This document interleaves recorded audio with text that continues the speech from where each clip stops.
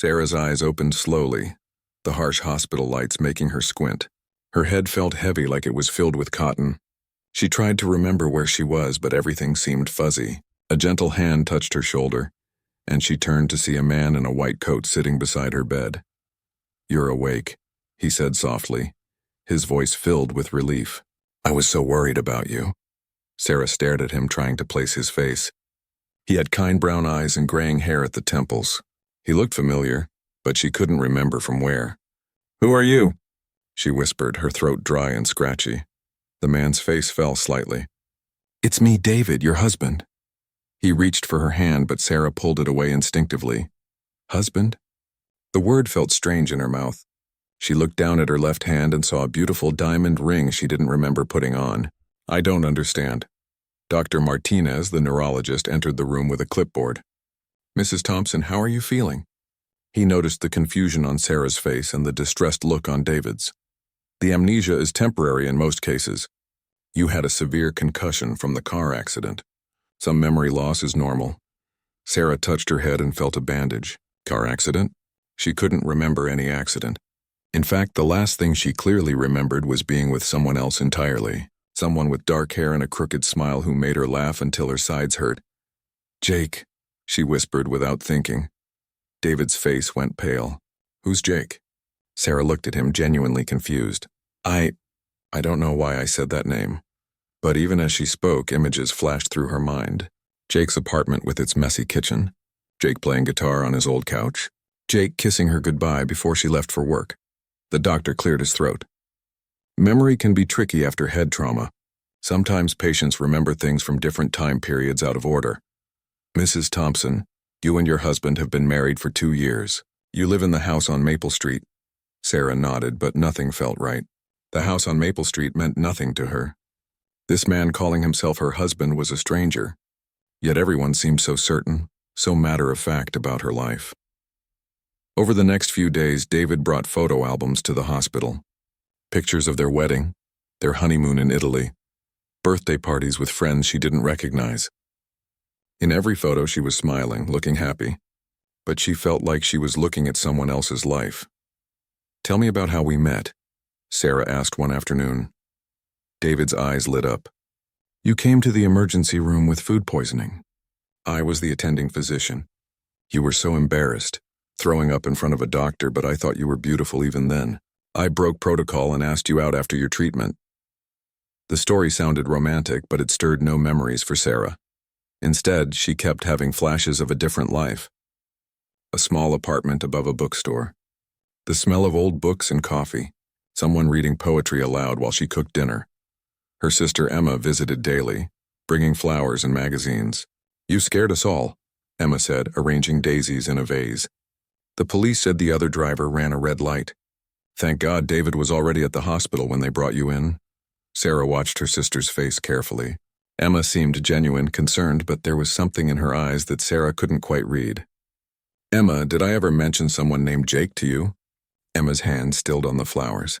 "Jake? No, I don't think so." "Why? I keep having these dreams or memories. I can't tell which. There's this man and we're together and it feels so real." Emma sat down beside the bed. "Sarah, you've been married to David for 2 years. You love him. Sometimes trauma can make our minds play tricks on us. But that night, alone in her hospital room, Sarah couldn't shake the feeling that something was wrong. She closed her eyes and concentrated, trying to push past the fog in her mind. Slowly, more images came. Jake's laugh, the way he hummed while making breakfast, the fight they had about his drinking. The night she told him she was leaving, she sat up suddenly. She had left Jake. She remembered now, at least partially. They had been together for 3 years, but his drinking had gotten worse. She had packed her bags and moved out 6 months ago. But if that was true, how had she ended up married to David? Sarah rang for the nurse. "I need to make a phone call."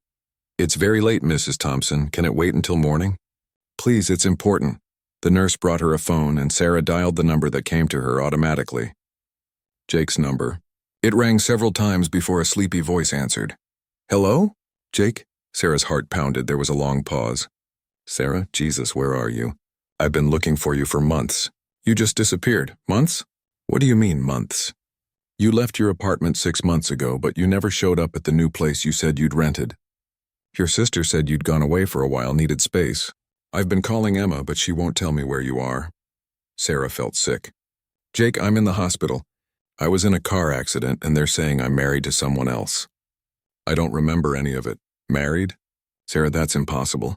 We were together until 6 months ago. You said you needed time to think about us, about my drinking. I've been sober since you left, waiting for you to come back. The phone trembled in Sarah's hand.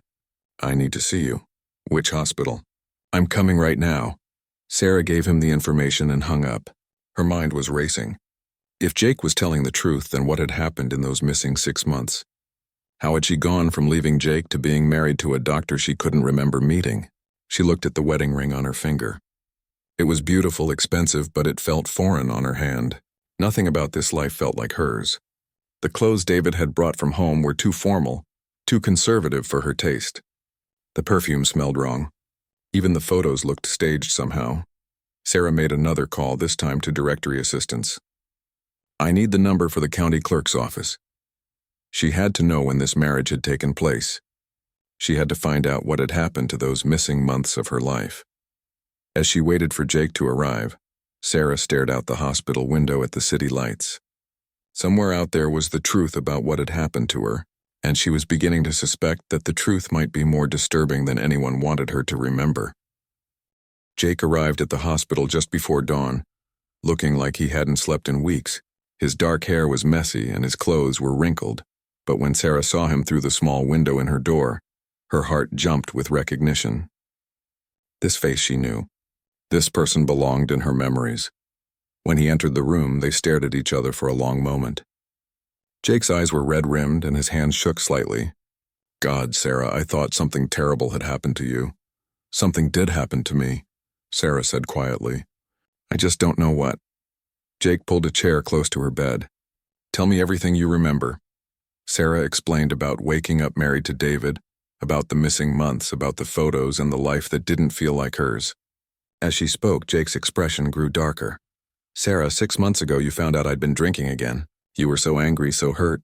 You said you couldn't watch me destroy myself anymore. You packed your things and left our apartment. Jake's voice cracked. You said you were renting a place across town, that you needed space to think about whether we had a future together. What happened after that? I called you every day for a week. Then your phone was disconnected. I went to the address you gave me for your new apartment, but the landlord said you never moved in. When I asked Emma where you were, she said you'd decided to go away for a while. She wouldn't tell me where.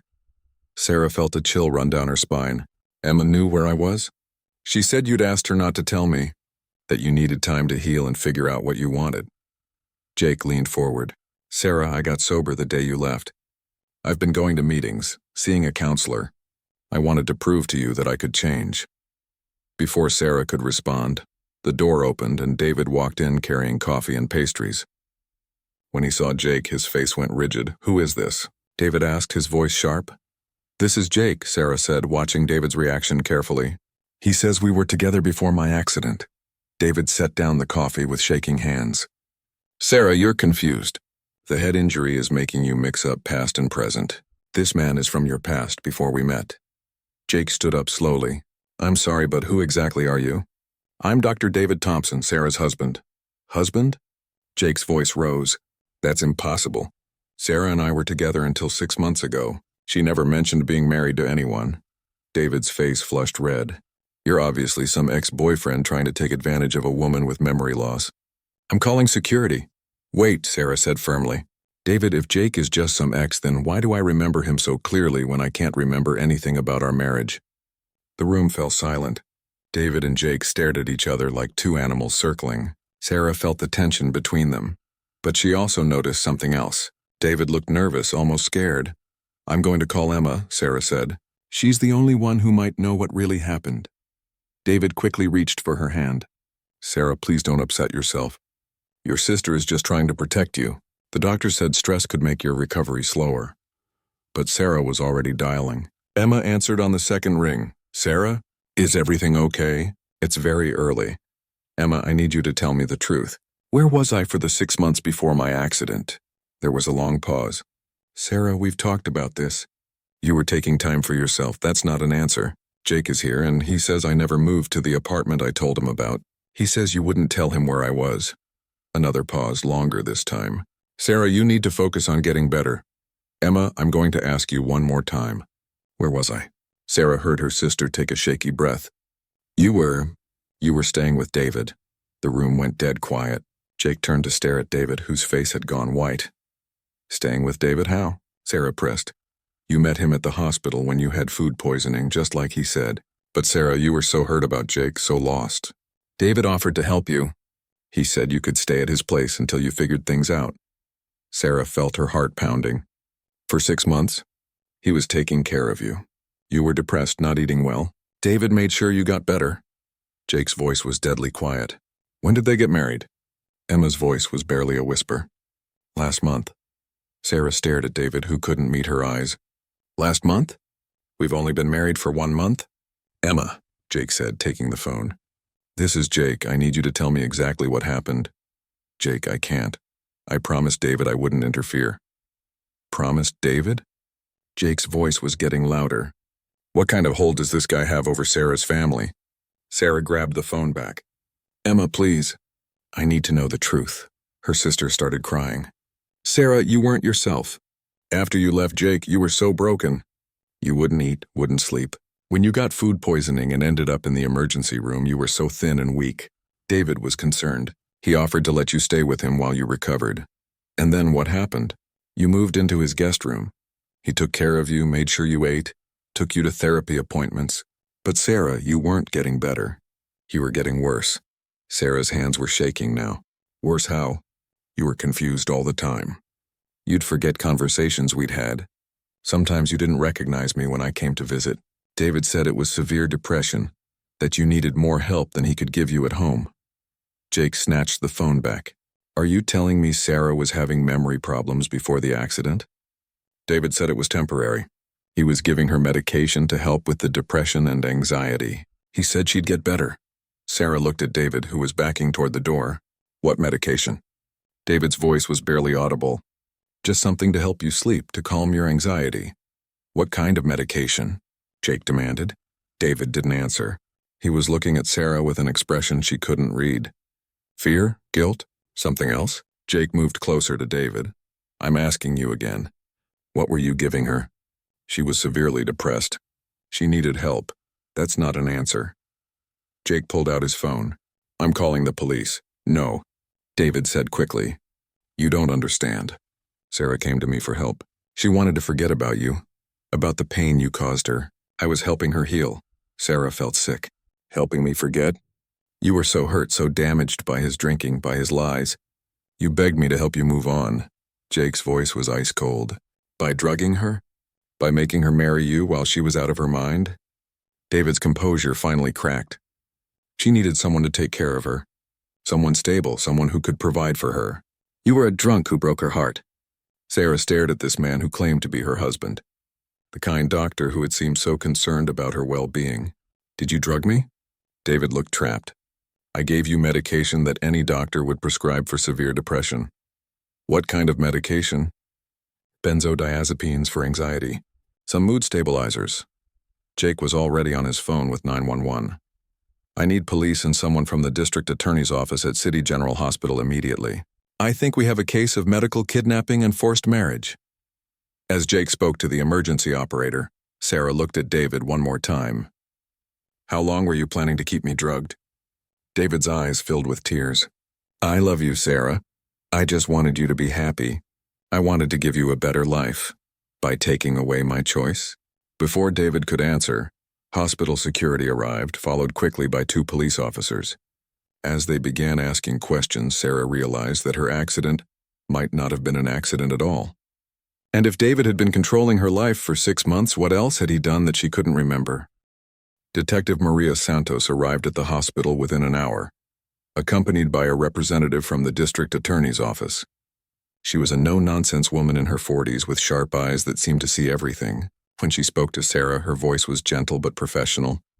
Mrs. Sarah, we need to understand exactly what happened to you over the past 6 months. This is a very serious situation. Sarah told her story again, this time with Jake and Emma both present. Emma had arrived looking terrified, wringing her hands and avoiding eye contact with everyone.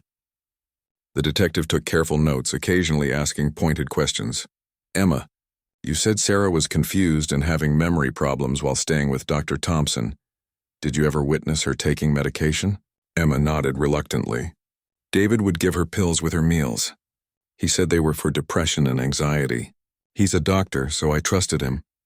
Did Sarah ever express concerns about the medication or ask to stop taking it? Emma's voice broke. She tried to several times. She said the pills made her feel foggy and strange, but David convinced her she needed them to get better. He said without them she might hurt herself. Detective Santos turned to Jake. When you last saw Sarah 6 months ago, was she showing any signs of mental illness or suicidal thoughts? Jake shook his head firmly. Sarah was heartbroken about our relationship, but she wasn't mentally ill. She was angry and disappointed, but she was thinking clearly. She had plans for her future. She'd even looked at apartments and talked about going back to school. The detective made more notes.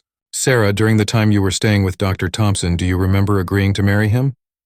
Sarah closed her eyes, trying to push through the fog in her memory. Fragments came back slowly. I remember signing papers, but I thought they were for therapy or insurance. Everything was so hazy. I felt like I was floating most of the time. Do you remember the wedding ceremony? No, nothing.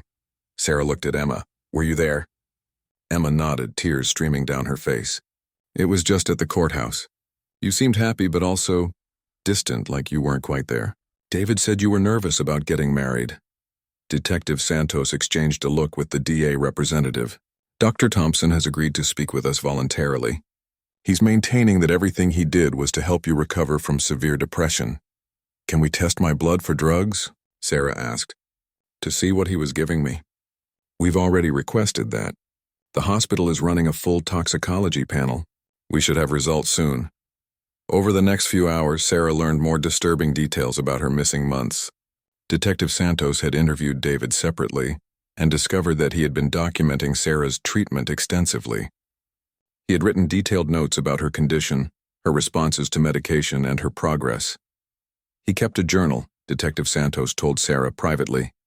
In it, he writes about how he was helping you rebuild your life and forget your painful past. He genuinely seems to believe he was helping you. What kind of person does something like this? Someone with a savior complex, possibly. Or someone who became obsessed and convinced himself his actions were justified. The detective paused. Sarah, there's something else. We found evidence that Dr. Thompson has done this before. Sarah felt her blood turn to ice. What do you mean? 3 years ago, a woman named Jennifer Martinez filed a complaint against him. She claimed he had prescribed unnecessary medication that made her dependent on him. The case was dropped when she suddenly withdrew her complaint and moved out of state. Did you find her? We're trying to locate her now. There may be others. Detective Santos sat down beside Sarah's bed. Sarah, I need to ask you something difficult. Is it possible that your car accident wasn't really an accident? The question hung in the air like a bomb. Sarah thought about it carefully. I don't remember the accident at all. But Jake, when I called you that night from the hospital, how did you know I'd been in an accident? Jake looked confused. You didn't call me from the hospital. I haven't spoken to you in 6 months until tonight. Sarah stared at him. But I remember calling you right after I woke up. Detective Santos leaned forward. Sarah, when exactly do you think you called Jake? The night of my accident. I woke up confused about being married to David, so I called Jake to ask him what had happened. Sarah, Jake said gently. Your accident was 3 weeks ago. This is the first time we've spoken since you left me 6 months ago. The room spun around Sarah. 3 weeks? But I just woke up yesterday. Detective Santos and Jake exchanged worried glances. Sarah, you've been awake on and off for the past 3 weeks. Don't you remember? Sarah's heart pounded. No. I remember waking up yesterday, meeting David, being confused about being married. You've had this same conversation with David multiple times, Detective Santos said carefully. According to the hospital records, you've been asking the same questions about Jake and your marriage every few days, then forgetting again. Sarah felt sick. He's been drugging me here too? We think so. Dr. Thompson has been overseeing your care since the accident. He's been administering your pain medication and anxiety medication. Jake stood up abruptly. You mean this bastard has been keeping her drugged for 3 weeks while she recovers from a head injury? We're investigating that possibility. Sarah, the toxicology results came back. You have high levels of several substances in your blood. Benzodiazepines, mood stabilizers, and something called scopolamine. What's scopolamine? Detective Santos's expression was grim. It's sometimes called devil's breath. It's a drug that makes people highly suggestible and causes memory loss. In large doses, it can make someone completely compliant and unable to form new memories. Sarah felt like she was falling through space. So I could have been awake and talking for weeks but not remembering any of it? That's exactly what we think happened. Dr. Thompson has been essentially keeping you in a drugged state while pretending to care for you. Jake was pacing now, his hands clenched into fists. What about the accident? Could he have caused it? We're looking into that. The other driver who supposedly ran the red light has never been found. There are no traffic camera recordings of the intersection from that night, which is unusual because that intersection has cameras.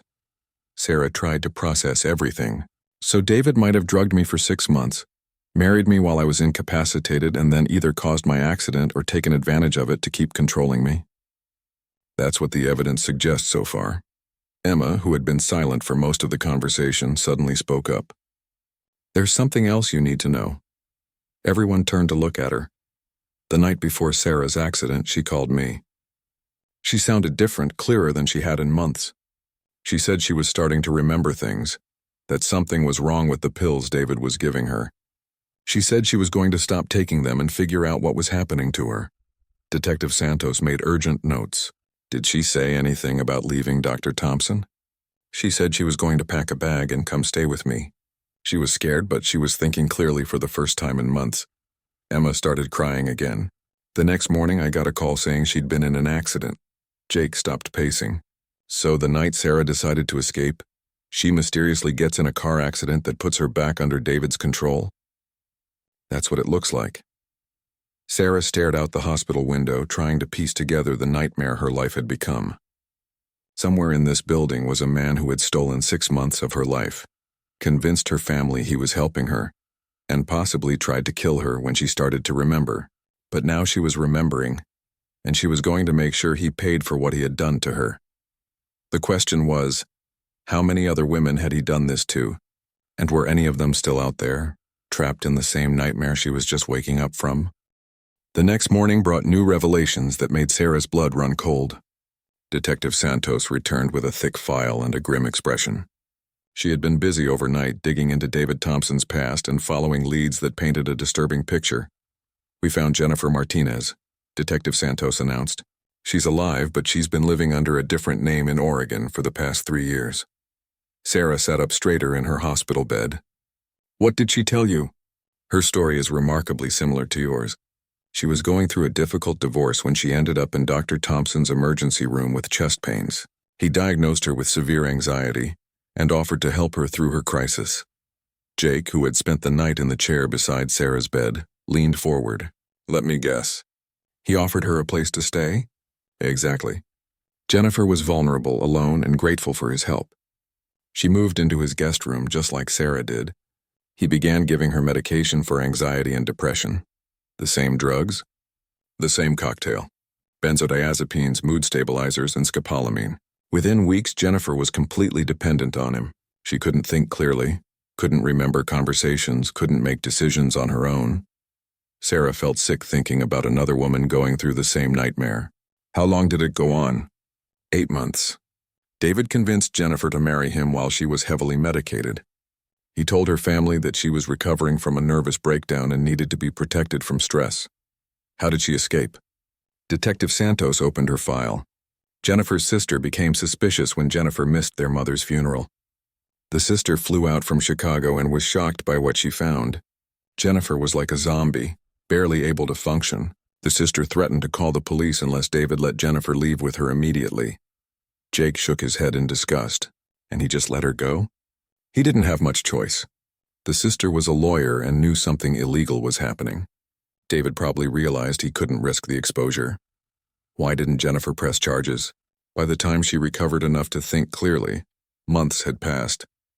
She was embarrassed, traumatized, and David had convinced her that she had consented to everything. She just wanted to disappear and start over. Sarah understood that feeling. Even now, knowing what David had done to her, part of her felt ashamed that she had been so easily manipulated. Detective Santos continued. But Jennifer's testimony, combined with the evidence from your case, gives us enough to arrest Dr. Thompson on multiple charges. Kidnapping, unlawful imprisonment, administering drugs without consent, fraud, and possibly attempted murder. Have you arrested him yet? He's in custody as of this morning. But Sarah, there's more. We think there may be other victims. Sarah's heart sank. How many others? We're not sure yet. We've identified at least 2 other women who were patients of Dr. Thompson and then mysteriously disappeared from their previous lives. One moved across the country suddenly. Another changed her name and cut off contact with her family. Jake stood up and began pacing again. This guy is a serial predator. How did he get away with it for so long? He's very smart about choosing his victims. Women who are isolated, going through crises without strong support systems. He presents himself as a caring professional who wants to help. By the time the victims realize what's happening, they're too drugged to resist or escape. Sarah thought about her own situation. I was perfect for him. I was heartbroken, angry at Jake, feeling lost and alone. When he offered to help me, I was grateful. And he exploited that gratitude, Detective Santos said. According to his journal entries, he believed he was rescuing these women from their problems by giving them new identities as his wife. He's completely delusional.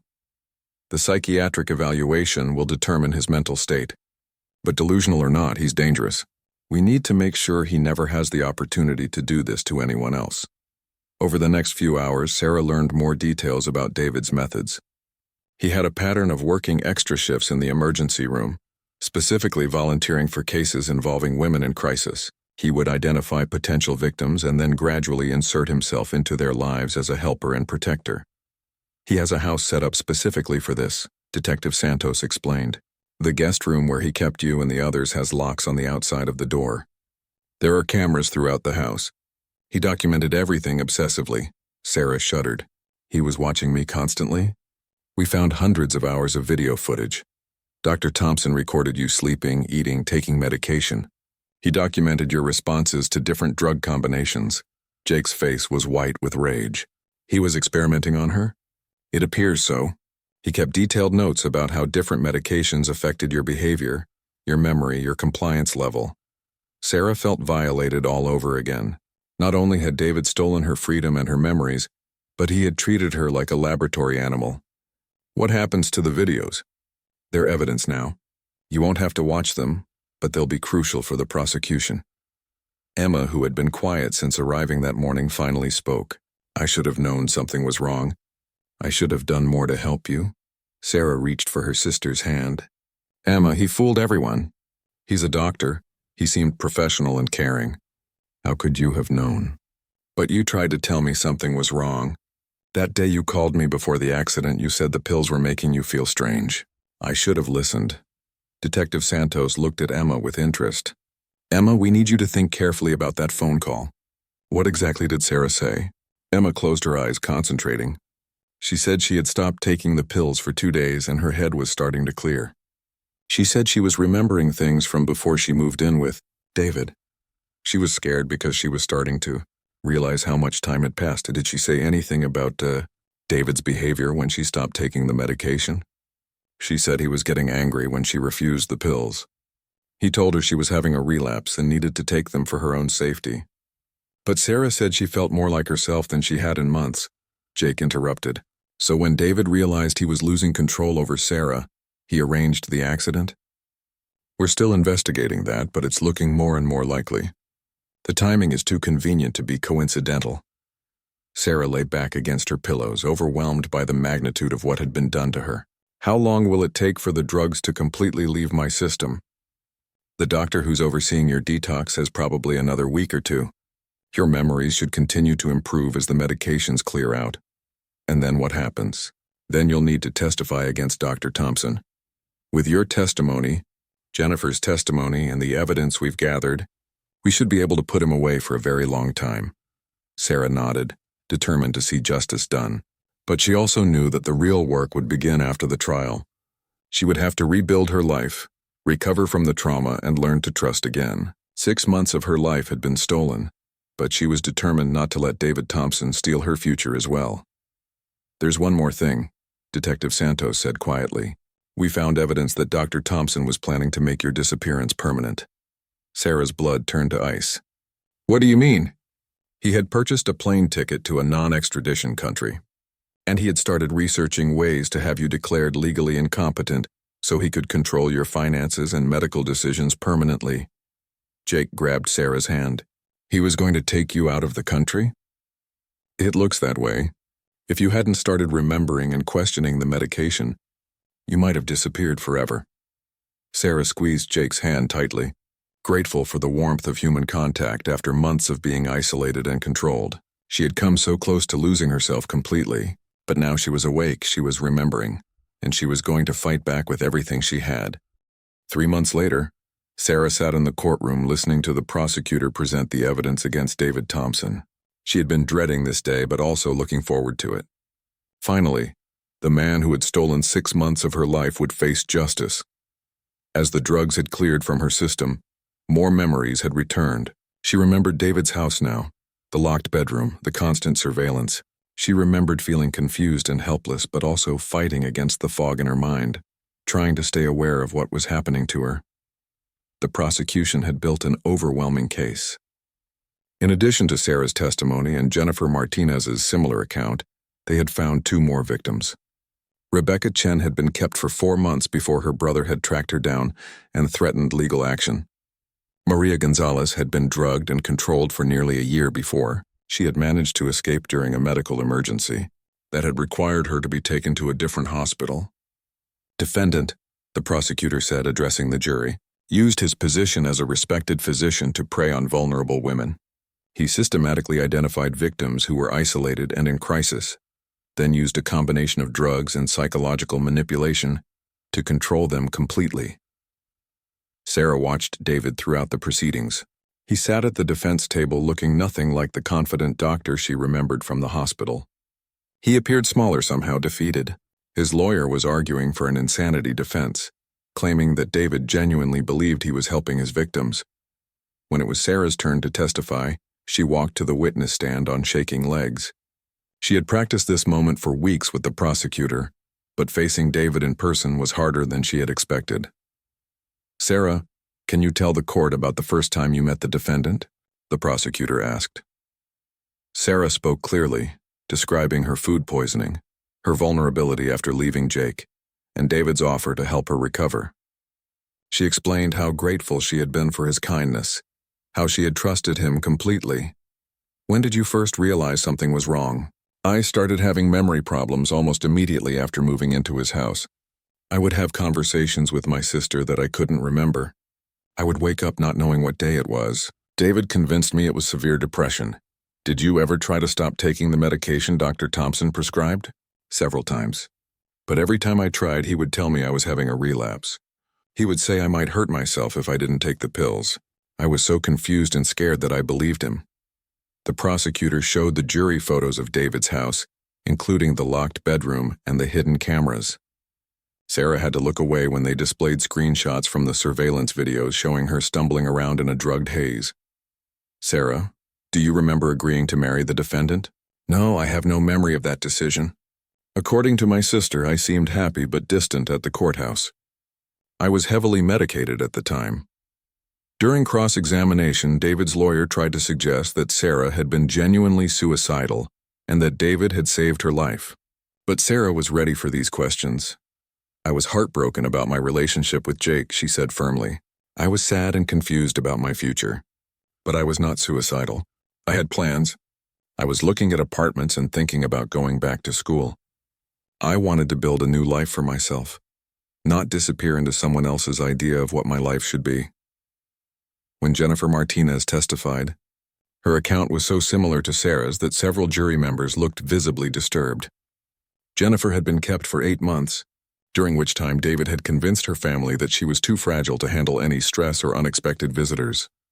"He made me completely dependent on him," Jennifer said. "I couldn't think clearly enough to make simple decisions like what to eat for breakfast. He told me this was normal for someone recovering from trauma, that I needed to trust him to take care of me. The most damaging testimony came from Dr. Patricia Wells, a psychiatrist who had reviewed David's journals and videos. She explained to the jury how David had systematically broken down his victim's sense of reality and autonomy. The defendant used a combination of isolation, drug-induced confusion, and gaslighting to maintain control, Dr. Wells testified. When victims questioned their treatment or tried to reduce their medication, he would convince them they were having psychiatric episodes. This is a classic pattern of psychological abuse. In your professional opinion, were these women capable of giving informed consent to marriage while under Dr. Thompson's influence? Absolutely not. The combination of drugs he was administering would have made it impossible for them to understand the consequences of their decisions or to resist his suggestions. The defense tried to argue that David truly believed he was helping these women, that his actions came from a misguided desire to heal rather than to harm. They brought in their own psychiatrist who diagnosed David with a severe personality disorder that made him incapable of understanding that his actions were wrong. But the prosecution countered with evidence of David's careful planning and deliberate deception. They showed the jury his detailed notes about drug dosages and their effects on his victim's behavior. They presented evidence of his research into legal incompetency, procedures, and his plans to take Sarah out of the country. This was not the confused behavior of a mentally ill man trying to help, the prosecutor argued in closing statements. This was the calculated behavior of a predator who used his medical knowledge and professional position to commit serious crimes. After 3 days of deliberation, the jury returned their verdict.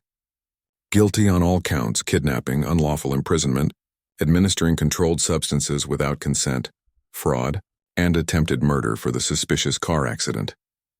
As the judge read the sentence, 25 years to life in prison, Sarah felt a weight lift from her shoulders. David would never be able to hurt another woman the way he had hurt her and the others. Outside the courthouse, Sarah was surrounded by reporters asking for interviews. She had decided to speak publicly about her experience, hoping it might help other women recognize the warning signs of this type of abuse. "I want people to understand that predators don't always look like monsters," she told the cameras. Dr. Thompson seemed like a caring professional who wanted to help me through a difficult time. It's important for people to know that legitimate medical treatment never involves isolation, constant surveillance, or taking away someone's ability to make their own decisions. Jake stood beside her, offering quiet support. Their relationship was complicated now. The trauma Sarah had experienced had changed her, and she was still working through her feelings about their past together. But Jake had proven himself during the investigation and trial, staying by her side without pressure or expectations. "What's next for you?" a reporter asked. Sarah looked up at the courthouse steps, thinking about how far she had come from that confused woman who had woken up in a hospital bed, not knowing her own life. "I'm going back to school," she said. "I want to become a counselor who works with victims of psychological abuse. I want to make sure that what happened to me never happens to anyone else." As they walked away from the courthouse, Sarah felt something she hadn't experienced in almost a year: hope for the future. David Thompson had stolen 6 months of her life, but he hadn't been able to steal her strength or her determination to rebuild. The nightmare was finally over, and Sarah was ready to reclaim her life on her own terms. 2 years after David Thompson's conviction, Sarah stood at the podium of a packed university auditorium, looking out at an audience of psychology students, social workers, and law enforcement officers. She had been invited to speak about recognizing and preventing psychological manipulation and medical abuse. "When I woke up in that hospital bed, married to a man I couldn't remember meeting, I thought I was losing my mind," Sarah began. "I had no idea that I was actually recovering from months of systematic psychological and chemical manipulation by someone I trusted to help me." In the audience, she spotted Jake sitting in the third row. They had taken their relationship slowly over the past 2 years, rebuilding trust and dealing with the trauma together. Jake had gotten sober and stayed sober, proving to himself and to Sarah that he could be the partner she deserved. Last month he had proposed, and this time Sarah's yes had been given with a clear mind and a full heart. "The most important thing I want you to understand," Sarah continued, is that anyone can become a victim of this type of abuse. I wasn't weak or stupid. I was simply a person going through a difficult time who trusted the wrong professional. After her presentation, Sarah was approached by a young woman with tears in her eyes. "My sister is in a situation that sounds exactly like what you described," the woman said.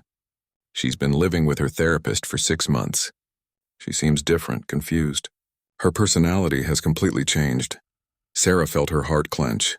Despite David's conviction and the publicity around the case, she knew there were other predators still operating. "Have you tried talking to her?" "She won't listen to me. She says Dr. Morrison is the only one who understands her problems. She won't see any of her old friends or come to family gatherings anymore."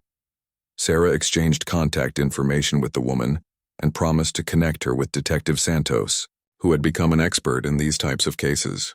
The detective was now working with a federal task force to identify and prosecute medical professionals who abused their positions to control patients. That evening, Sarah returned to the small apartment she shared with Jake. It was nothing like the luxurious house David had kept her in, but it was truly hers. Every piece of furniture, every decoration, every decision about how to live her life was made freely and consciously. "How was the presentation?"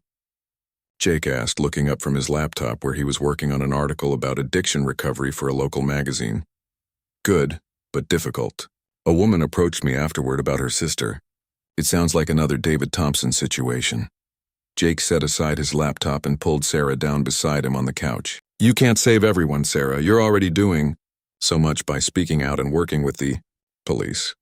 Sarah had completed her degree in counseling psychology and was now working at a center that specialized in helping victims of psychological abuse. It was difficult work, but incredibly rewarding. She had helped dozens of women recognize manipulation tactics and rebuild their sense of autonomy. "I know," Sarah said, leaning against Jake's shoulder, "but every time I hear about another case, I think about how close I came to disappearing completely. If I hadn't started remembering that night, if I hadn't called you, but you did remember. You fought back, and now you're helping other people do the same thing." Sarah's phone rang, interrupting their quiet moment. It was Detective Santos. "Sarah, I'm sorry to call so late, but we've got a situation. That case you called me about earlier today, the woman whose sister is living with Dr. Morrison." "What about it?" "We've been investigating Morrison for the past month. We think he's got at least 3 women living in his compound upstate. We're planning a raid tomorrow morning and we could use your help." Sarah felt the familiar mix of fear and determination that came with these cases. "What do you need me to do?" "We'll need someone to talk to the victims once we get them out. Someone who understands what they've been through. Morrison has been drugging them for months, maybe years. They're going to be confused and scared."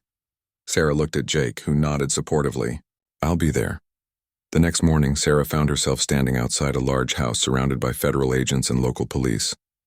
The raid had gone smoothly. Dr. Morrison had been arrested without resistance, and 3 women had been found in various states of confusion and drugged compliance. Sarah worked with the paramedics and psychiatric team to help the women understand what was happening. One of them, Morrison's most recent victim, kept asking for her medication and insisting that she needed to get back to the house. "Dr. Morrison says I'll get sick if I don't take my pills," the woman repeated over and over. "What's your name?" Sarah asked gently. The woman looked confused. I think it's Lisa, but Dr. Morrison calls me by a different name now. He says my old name was from my sick life before he helped me get better." Sarah felt a familiar chill. This was exactly how David had operated, convincing his victims that their previous identities were somehow diseased or damaged. "Lisa, my name is Sarah. I went through something very similar to what you're experiencing now. I want you to know that you're safe, and that the confusion you're feeling is caused by medication that Dr. Morrison was giving you without proper consent." Over the next several hours, Sarah worked with the rescue team to help the 3 women begin to understand their situation. It would be a long process. All 3 had been missing from their previous lives for over a year, and their families had been told they were receiving treatment for mental illness and didn't want contact. As Sarah drove home that evening, she thought about how different her life was now compared to 2 years ago. She had gone from being a victim to being an advocate, from being isolated and controlled to helping other women find their freedom. Her phone buzzed with a text from Jake. "Saw the news about the raid. Proud of you. Dinner will be ready when you get home, Sarah smiled. She had learned to appreciate the simple things, making her own choices, controlling her own schedule, being with someone who supported her independence rather than trying to control it. When she arrived home, Jake had prepared her favorite meal and lit candles on their small dining table. To celebrate another monster being taken down, he said, raising his glass of sparkling water. Sarah raised her own glass. To all the women who will never have to experience what we went through. As they ate dinner, Sarah told Jake about the women they had rescued and the long road ahead for their recovery. But she also talked about the progress she was seeing in her regular counseling work, about the women who were rebuilding their lives and learning to trust their own judgment again. Sometimes I wonder what would have happened if I had never regained my memories, Sarah said, but you did regain them. And not just because you're strong, though you are, but because you refused to give up on yourself even when you couldn't remember who you were. Sarah reached across the table and took Jake's hand. We both fought our way back from dark places, and we'll keep fighting together. Later that night, as Sarah was getting ready for bed, she looked at herself in the bathroom mirror. The woman looking back at her was someone she recognized completely, not the confused, drugged victim she had been, but not exactly the same person she had been before David Thompson either. She was someone new, someone who had survived something terrible and used that survival to help others. Tomorrow she would go back to work, helping other women reclaim their lives and identities. She would continue speaking at conferences and working with law enforcement to identify predators like David Thompson and Dr. Morrison. It wasn't the life she had planned before her world was turned upside down, but it was a life she had chosen consciously and deliberately, and for the first time in years that felt like enough. More than enough, it felt like freedom.